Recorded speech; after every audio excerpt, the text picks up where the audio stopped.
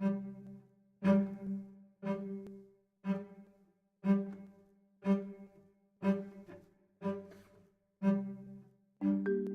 son used to go to nursery, junior, and senior in another school. And we were okay with that till I think somewhere near the second year, where we realized that he was just doing normal, regular, mundane, ABCDs, numbers, and the values that he was coming back with some days were not very good. So we were at that time exposed to homeschooling through another friend, couple friend of ours, and we were quite impressed and influenced by the way they taught their children, the things that they taught their children, and the way they went about homeschooling, and the joy and the freedom that their kids had. They could focus on the things that they wanted to. And I think as time went by and we were more open to the idea, but I think finally what made us decide was we got really frustrated with the system, because we just felt there was no creativity. And at that tender age, our son Jeremy had to come back and then do loads of homework. And then, I was like, if he's going to do this much of homework in the nursery and senior and junior and senior, much more in the years ahead. There were no pre-decided concepts in my mind that this is how my child should be schooled. The whole paradigm shift happened when he was 6. Till he was 6, it was, I have to send him to school. School was very important. So the whole sequence of events that kept on happening, where I found my child asking less and less questions, not being curious enough, and my son's losing interest. I mean, he was rushing to school in the morning, missing his breakfast, coming back home very tired, and then there was homework to be done. And at the age of 5 and 6, my child was just running around. All he was doing is studying and not much of a childhood as such. We knew that we had to get him so much more time to be a child, and homeschooling was an option because of that.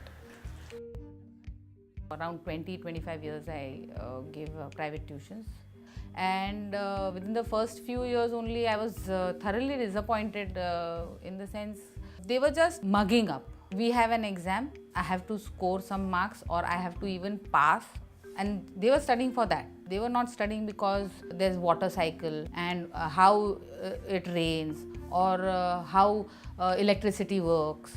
But when he was born, I said let him taste what it is first, and then let him decide whether it's worth it going to school or it's better to sit at home and study when and what he likes. I also happened to be working with this very big education project, which was basically promoting universalization of primary education. And that's when I started questioning schooling, because parents would say, why should we send our children to school? When our child goes to school till class 5, they don't want to work in the village anymore. They don't want to eat with their own hands. They don't want to work in the farms. They don't want to speak their local language anymore. So it's totally disconnecting them from their own local communities, their own, food systems, everything. And there's only one promise that schools give, is that you'll get a job. And that's also not, promise fulfilled at all. So I actually started exploring, what the purpose of education was then. I had a lot of questions about why every child had to go to school even. I mean, there are so many different ways in which people could learn. I think school is taken too seriously. To a certain extent, everyone thinks it's going to be a source of employment, a source of literacy, a source of whereby children are kept in a certain place so parents can go to work. So it's half creche, half occupational system, and half disciplinary body. 3 halves, but at school never adds up. If you were to take the urban elite or the great schools, if you have to compete, so you're pre-competitive classes at the age of 3, something is wrong with school. In fact, let me push it this way. One of the things that destroyed childhood in schools is IIT and the medical entrance exams. Do you know IIT Madras removed fans in the hostels to discourage suicide? So you got to understand to a certain extent this competitive model of entry into college, which to a certain extent created this Macaulay system as a powerful force, has to be first removed. School has to be enjoyable. School has to be varied. School has to have a sense of multiple competences. See, where is the Indian child competent? He speaks many languages. You come to school, you make him illiterate by removing the context of languages. Okay? I mean, imagine you go to an English school. You are punished if you spoke anything apart from English. That is the highest form of illiteracy the schools practiced. If we define education is to do something to somebody else, what you think is good for them, without their consent. And there's 6 C's to education, right? So the first one is a system of compulsion where nobody ever asked us, what are you interested in learning today? Nobody ever said, well, if you don't feel like being here, you can go and play. If they did, it was a kind of as a punishment, right? The second thing is commodification. That education takes learning, which is a very abundant thing that exists in life, and it makes it a scarce commodity. Only a few people can get this. Never in the history of humanity did people charge money for learning. Only in this modern education system do you start making it a thing like a vepar. It's an industry, it's a business, right?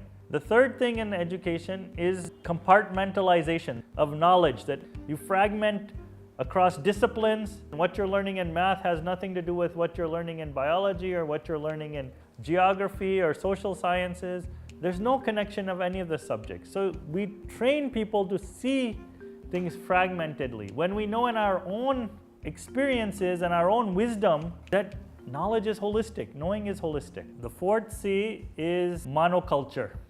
Abstract standard that's created, and everybody has to fit into that. You can see wherever education has spread, diversity in terms of culture, language, biodiversity is all being lost. So it comes because we're standardizing people into this monoculture. The fifth C is competition. So again, forcing people to compete against each other. When we know in fact that people are much more creative, much more generative, much more caring when they collaborate. And it's very easy to create conditions for collaboration. And the sixth thing is conditioning. And the conditioning happens through reward and punishment. They're told, you do this, you'll be rewarded. You don't do this, you'll be punished. So that fear is put into kids from the beginning. He's pressurizing himself to stand first. He's studying and he's asking me to teach him because he doesn't want to be humiliated in class, or because he has to be first because he's a boy. So where's this love of learning? And I didn't like it. I don't need my child to get the first rank. Who cares? As long as he has understood what is going on or he has liked what he has studied. Then I decided that now no more schooling from this year onwards. There are options, there are possibilities, and you can choose.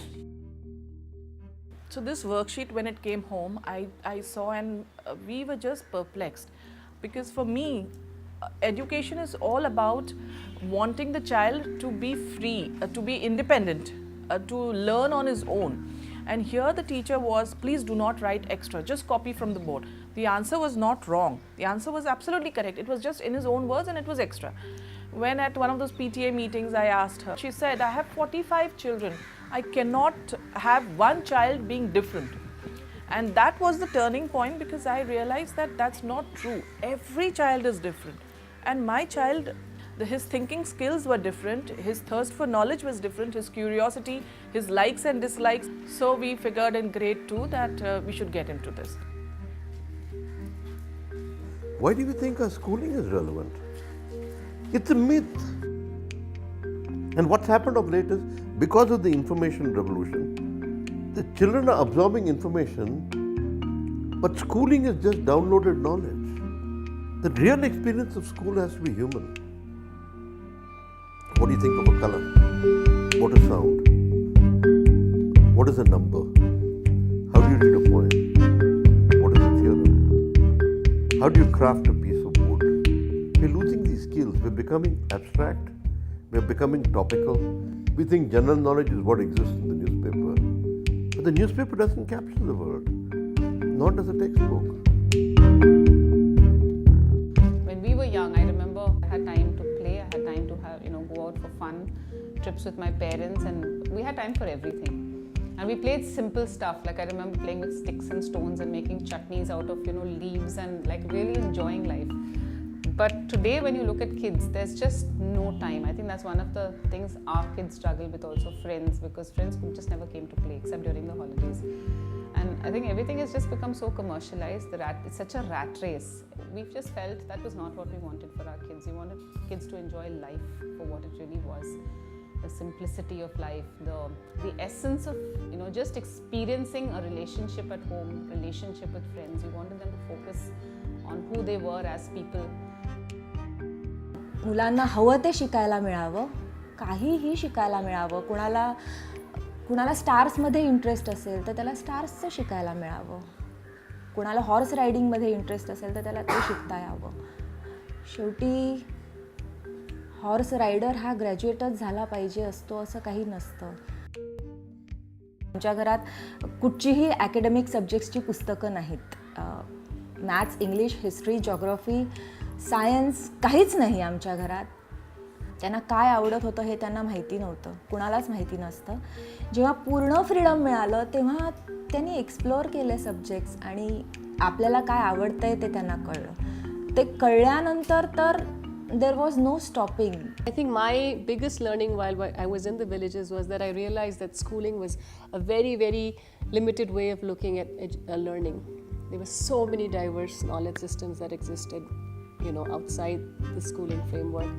If outside the schools we put up a label, and this is pointed to parents, that you send your children to school, but we won't promise a job after they leave the school, then no one will send their children to school, basically. The whole promise is that they're going to get a job after schooling. Why is it that, the whole agenda of education and schooling is to make everyone a commodity in today's global market? If you get a job, you're successful. If you don't get a job, you're unsuccessful.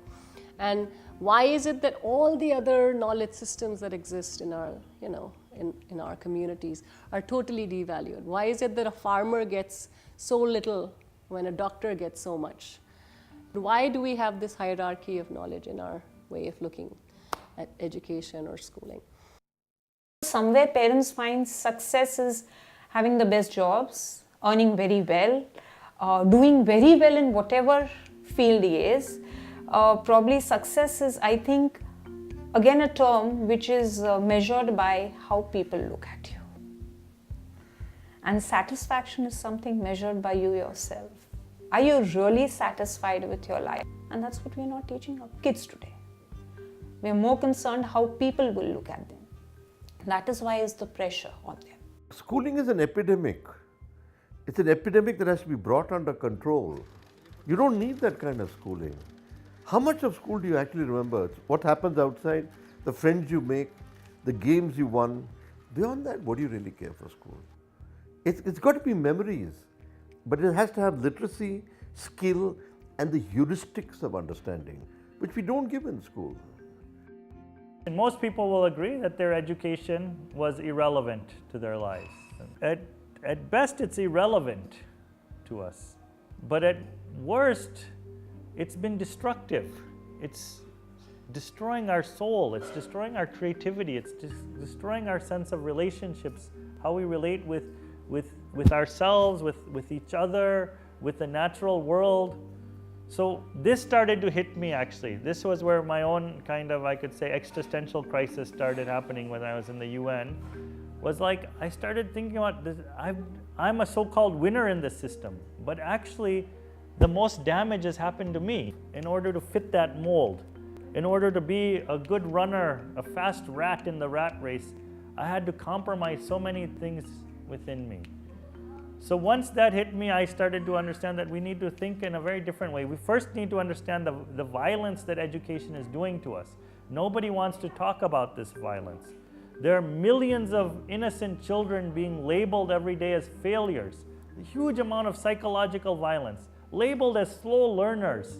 There are thousands of kids being labeled every day as brilliant. That creates its own violence, its own pressure. Like, you have to succeed, you have to be someone big. That violence is really destroying the fabric of our humanity and of our, connections with each other. A lot of parents are discovering that the secret of their success demands they leave their children alone so they can be failures in a more interesting way. And I mean this. I think now I can see a lot of parents whom I meet now during admission time saying, don't repeat my experience. Two, they want the richness of the new information. They want the diversities of technology. They want a different sense of the world. For them, choice becomes very important. Is the child free? Is the child free to make choices? Are there alternatives? I think a lot of parents are asking these questions.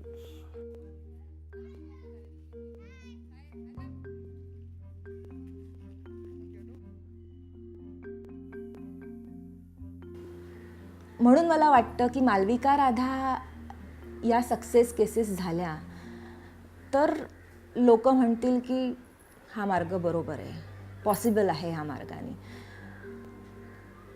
त्या सगळ्यामध्ये माझं मत तर वेगळंच आहे.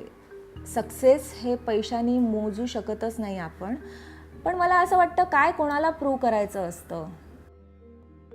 त्याचा फायदा आहे की लोकांना कळेल की हे नक्की पॉसिबल आहे, पण कुठेतरी पुढे आयुष्यात जाऊन पुन्हा त्यांनी युटर्न घ्यावा आणि एकदम सिम्पल बेसिक लाईफ जगावं.